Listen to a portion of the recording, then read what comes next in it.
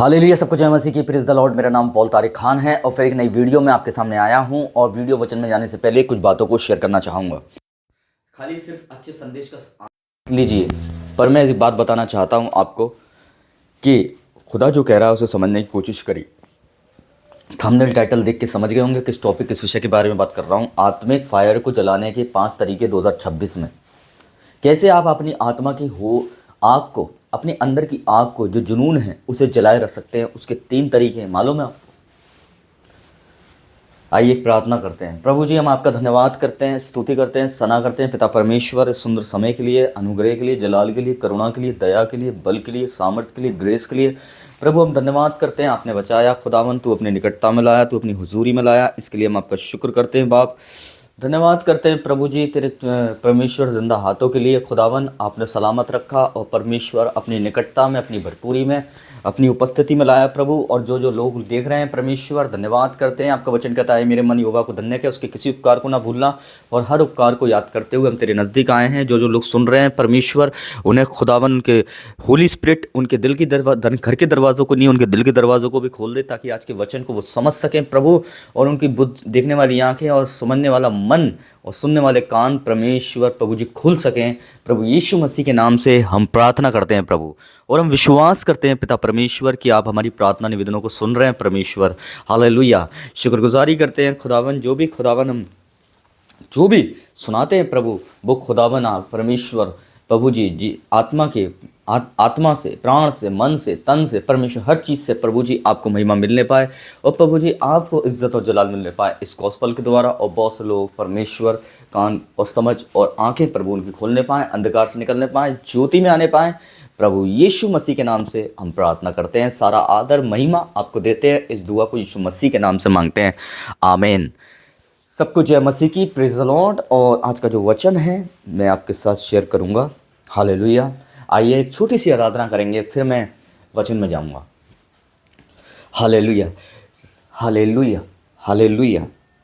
आज का दिन यहोवा ने बनाया है, हम उसमें आनंदित हो, आनंदित हो।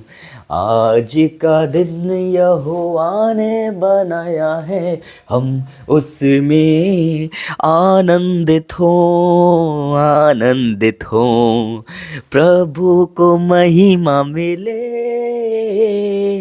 चाहे हो मेरा अपमान।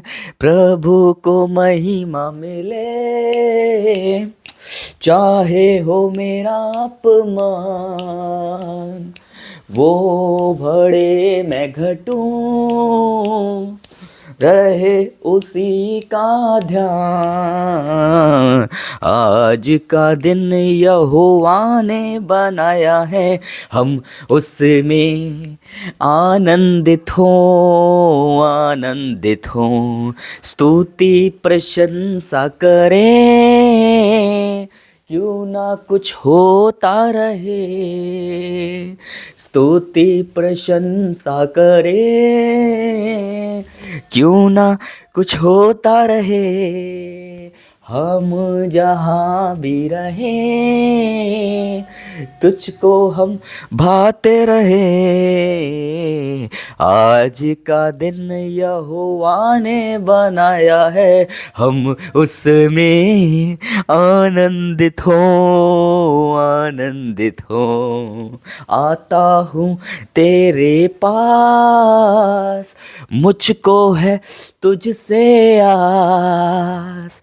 आता हूँ तेरे पास, मुझको है तुझसे आस। मेरी दुआ कबूल कर ले, पापों से शुद्ध कर दे। आज का दिन यहोवा ने बनाया है, हम उसमें आनंदित हो, आनंदित हो। आज का दिन यहोवा ने बनाया है, हम इसमें आनंदित हो, आनंदित हो।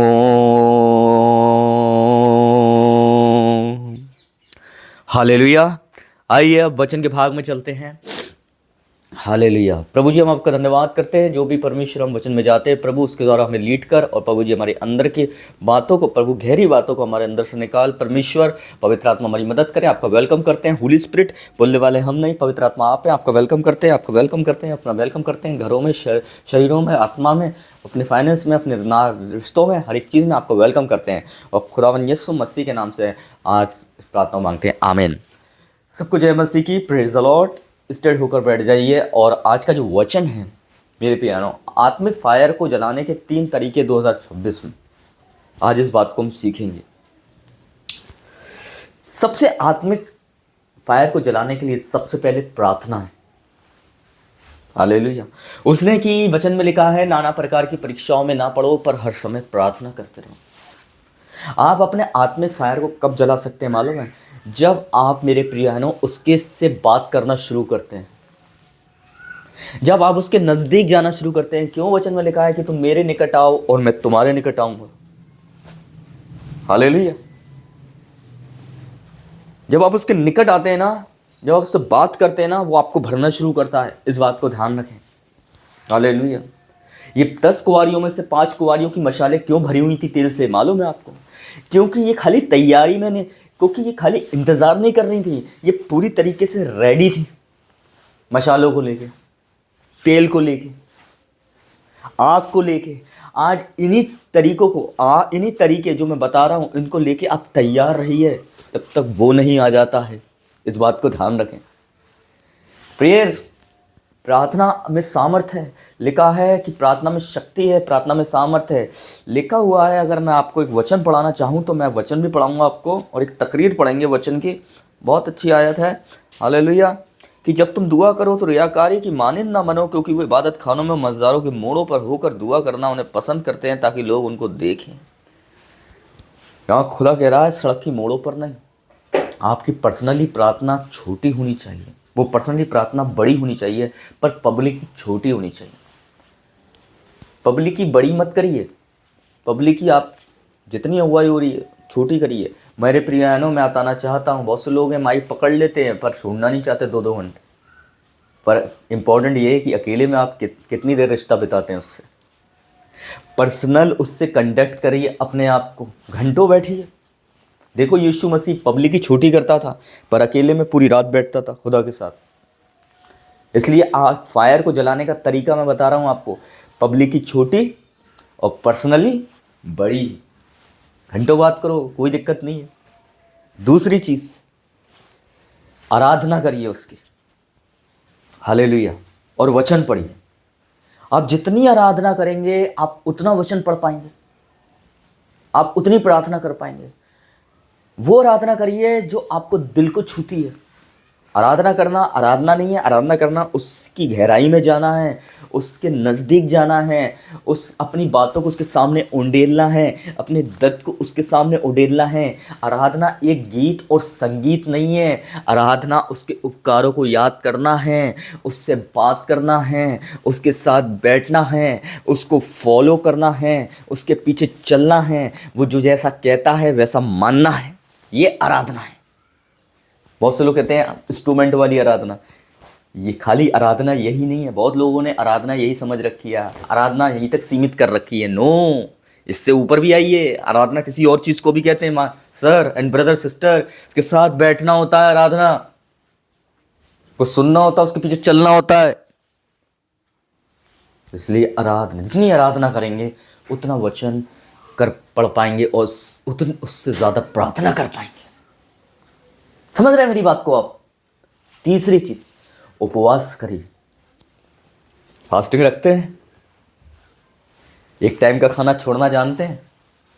अगर वाकई में आप इन दिनों में एक आपको भूख नहीं लगती है ना, मैं बता रहा हूँ, और खुदा के लिए आपने एक टाइम का खाना छोड़ दिया, खुदा आपकी भूख को खोल देगा।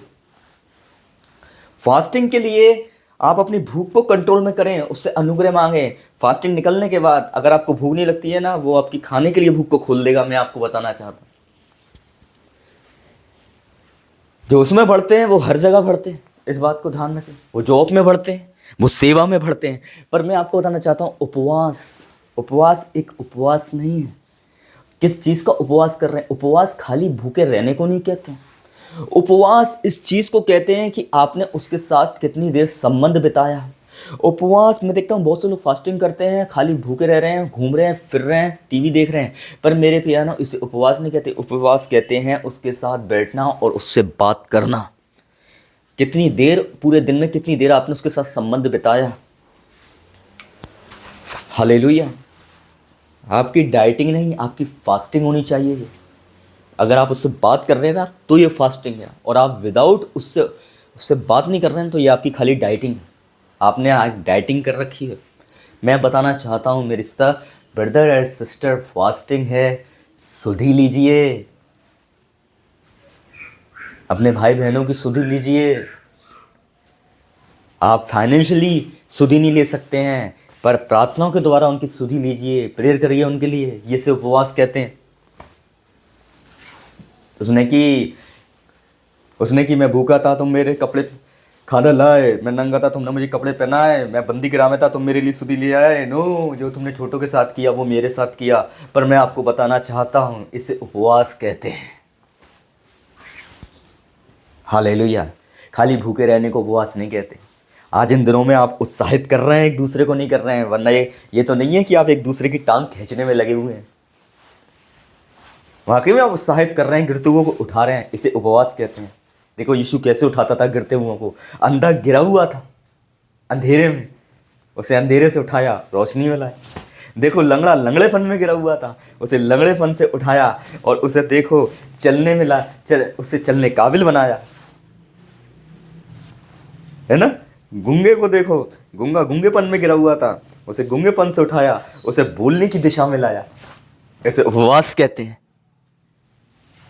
यस, जब तक जीवन नहीं बदला है ना, मैं बता रहा हूं, मन नहीं फिराया ना, ये उपवास नहीं है, ये खाली एक नाटक है। अगर आप मन फिरा रहे हैं, वाकई में उसके पास आ रहे हैं, ये उपवास है। खाली भूखे रहने वाला नहीं, खुदा के पीछे चलने वाला उपवास। उपवास आपके बैठने में, उठने में, चलने में, बोलने में, बदलाव में दिखना चाहिए। इसलिए 3 तरीके हैं जो मैंने 2026 में आपको बताएं, और 3 तरीके आप ये कर लेंगे। मैं बता रहा हूँ, आपकी अंदर की फायर को, आत्मा की फायर को जलाए रखने में ये 3 तरीके आपकी बहुत मदद करेंगे। समझ रहे हैं मेरी बात को आप? यस, हम यही हैं। बोलिए, हम यही हैं। यस, जहाँ से भी देख रहे हैं, बगल वाले से कहिए 3 तरीके अपना ले। हालेलुया। 26 आया नहीं है, 25 में ही बता दिया खुदा ने। हालेलुया, ताकि 26 में तू एक्टिव रह सके। समझ रहे हैं मेरी बात को?